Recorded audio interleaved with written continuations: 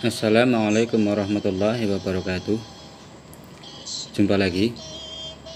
Kali ini kita akan mewarangkai peksi aji koleksi pribadi. Bagaimana saya mewarangkainya? Kita lihat setelah yang satu ini.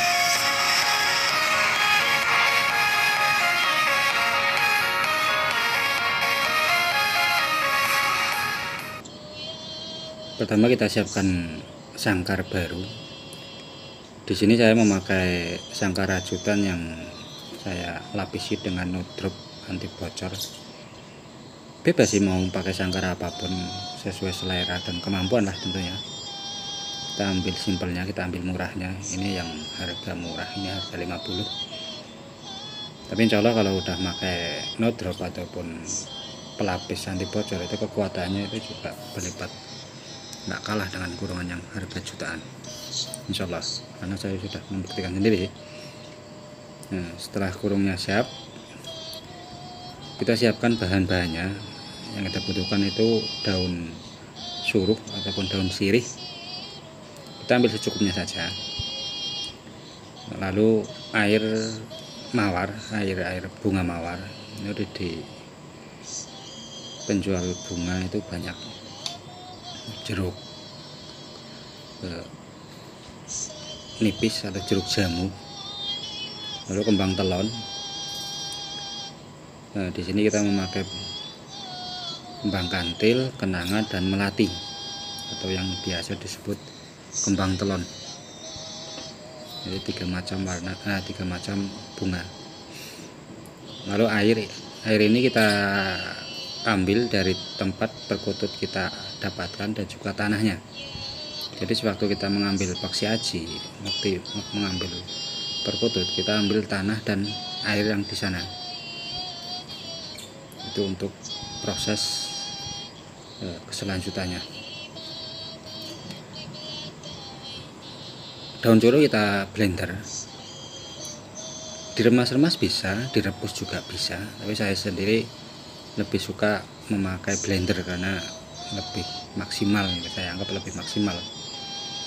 Nah, setelah cukup di blender, nanti kita saring. Kalau yang kurang suka dengan baunya itu bisa direbus, itu untuk mengurangi baunya. Karena saya memang suka dengan bau suruh. Bahkan saya sering mandi pakai air suruh, ajaran dari mak angkat dulu waktu hidup di Kalimantan. Setelah cukup, kita saring air yang suruh yang kita blender tadi.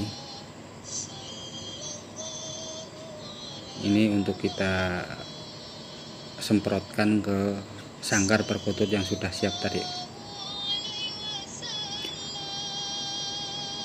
Ya, ukurannya itu kira-kira aja, kira-kira cukup untuk semprotan kecil lah, ataupun berapa sangkar yang akan kita semprot gitu. Itu cukup. Lalu air suruh tadi kita campur dengan air mawar.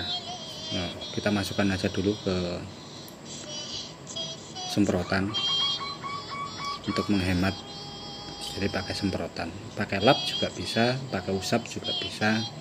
Tapi saya pribadi memakai semprotan agar lebih mudah dan hemat tentunya. Air mawar kita masukkan.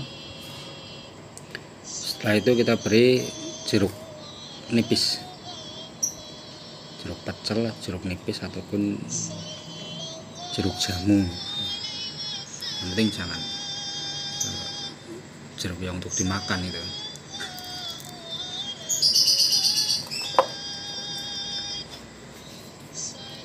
Setelah cukup semuanya, nanti kita semprotkan merata ke seluruh sangkar. Jadi semprotnya itu cukup, yang penting merata saja, nggak terlalu basah nggak apa-apa, yang penting udah cukup. Ini aman karena udah kita lapisi dengan no drop, dengan pelapis anti bocor. Itu kena air itu nggak apa-apa. Bahkan kurungan yang kubah yang pakai dembulan itu yang biasa rawan kena air, kalau udah diberi no drop itu aman, kehujanan pun tidak apa-apa. kepanasan juga tidak retak. Nah, itulah kelebihan kalau kita rajin memberi pelapis anti bocor ke sangkar perkutut kita. Ini kita semprotkan. Nah, seperti musim zaman sekarang itu musim corona, seperti di desinfektan. Jika tanya kenapa aku pakai daun sirih, pakai limau, pakai air bunga mawar, bilang saja ini untuk menghilangkan bau kimia yang terdapat di kurungan baru ataupun di cat ataupun di pelapis anti bocor tadi. Setelah kita cukup menyemprot, kita siapkan untuk membasuh burungnya. Jadi air suruh tadi kita campur dengan bunga mawar, lalu kita masukkan kembang telon. Dan kita tidak memakai air limau untuk membasuh perkututnya, itu kita tidak memakai air limau. Nah, kita campuri dengan air yang kita bawa ataupun kita ambil dari daerah perkutut yang kita dapatkan. Bunga ini nanti kita diamkan dulu, bila perlu itu dijemur sampai jam 10 siang itu. Diamkan ada setengah jam ataupun 1 jam supaya menyatu. Lalu kita siapkan makanan dan juga tanah buat asinan sih sebenarnya. Tanah ini juga kita dapatkan, kita bawa dari tempat asal usul perkutut yang akan kita pelihara. Nah, ini dia perkutut yang saya anggap sebagai paksi haji. Perkututnya kecil, kalau hitung-hitungannya itu seperti cemani gitu. Cemani alam, sengkang negoro kalau bahasa Google-nya itu, karena luriknya itu sampai ke atas. Bulunya itu kehitam-hitaman, belum kehijauan, belum masuk Majapahit kalau yang ini. Apapun paksi hajinya, yang penting kita srek, itu bisa dibuat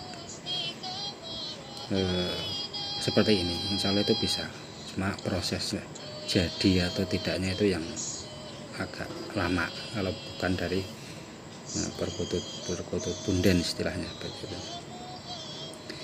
Ini burung saya dapatkan dari Tuban, dari tempat yang bukan calang-calang. Supitnya tebal, keras, agak renggang. Bagus ini, insya Allah bagus. Karena dari sekian banyak perkutut yang saya dapatkan ini langsung srek di hati ya, ini betul-betul entahlah seperti ada rasa tertentu, jadi kita jadikan paksi haji. Kita beri jamu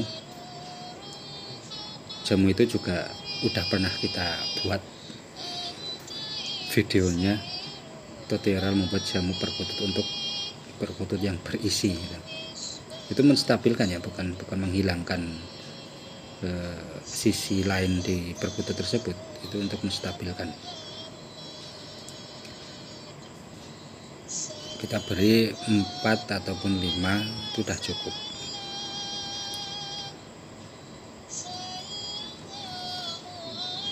Setelah itu kita pijat pelan-pelan, lalu kita basuh. Yang kita basuh cukup paruh, kaki dan ekor. Yang penting itu basah gitu. Cara membasuhnya terserah, itu yang penting itu basah. Ekor, di ketiaknya juga kita basahi sedikit, lalu ules punggung ataupun belakangnya juga kita basahi ya. Cuma seperti itu untuk menjamas, istilahnya menjamas perkutut paksi haji kita. Cukup seperti itu. Kali ini kita merawat 2 paksi haji, yang satunya itu Majapahit. Ini real Majapahit. Nah, kalungnya kemben.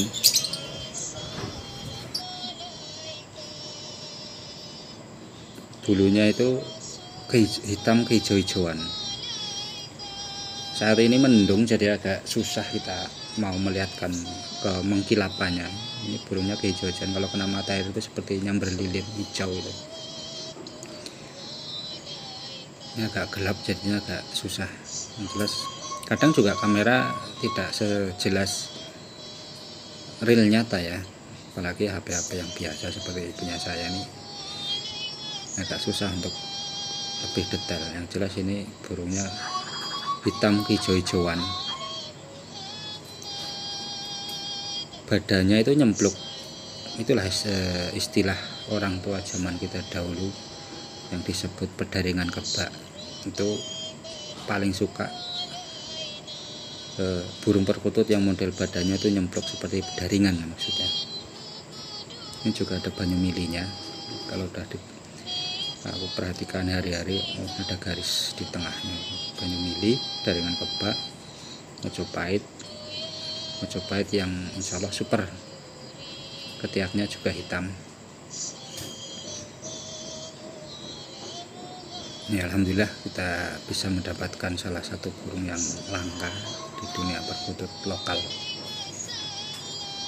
Langsung saja kita beri jamu. Saya menginginkan burung ini udah lama banget sih sebenarnya, baru keturutan sekarang. Beberapa kali mendapatkan tapi belum sesuai yang saya harapkan, dan alhamdulillah ini sudah sangat ya anggap sesuai lah.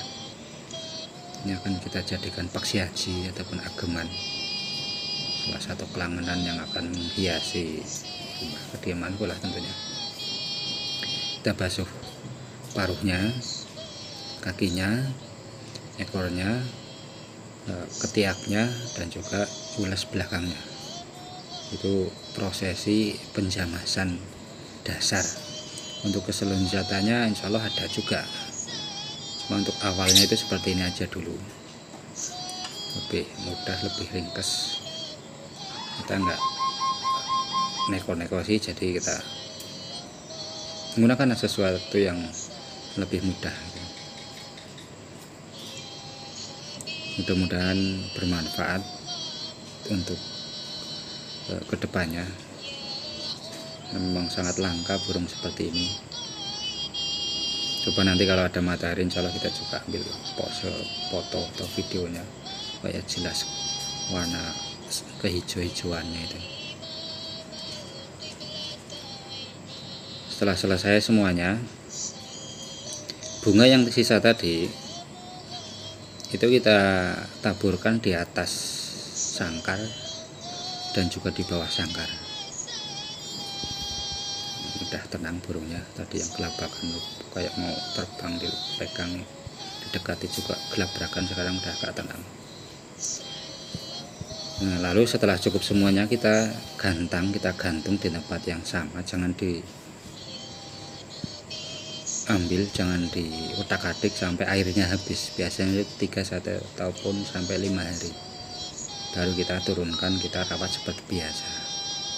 Dan untuk perawatan selanjutnya insya Allah nanti kita juga akan buat videonya, tutorial merawat burung paksi haji, ageman, ataupun burung yang berisi istilahnya itu, supaya munden, supaya jadi punden di tempat kita. Sederhana, ini versi saya ya, bukan kita mau sok pintar atau sok gimana. Kita belajar juga dari orang yang tidak bisa saya sebutkan, orangnya udah sepuh juga. Nah, demikianlah tadi video tutorial menjamas ataupun mewarangkai perkutut yang menjadi paksi haji kita. Semoga bermanfaat. Wassalamualaikum warahmatullahi wabarakatuh.